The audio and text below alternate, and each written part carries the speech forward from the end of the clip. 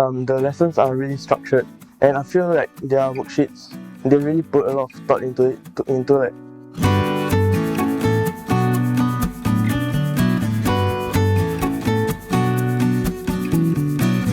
I'm Adam from HSI, and what I really like about AD is the teachers are really like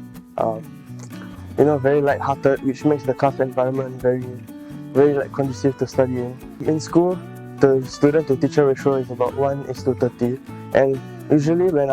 I'm unsure, I just like ask my friends, and like sometimes they also don't know. So all these doubts like keep on accumulating, and I think that's what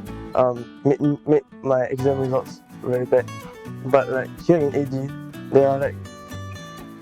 tutor assistants like walking around and observing how we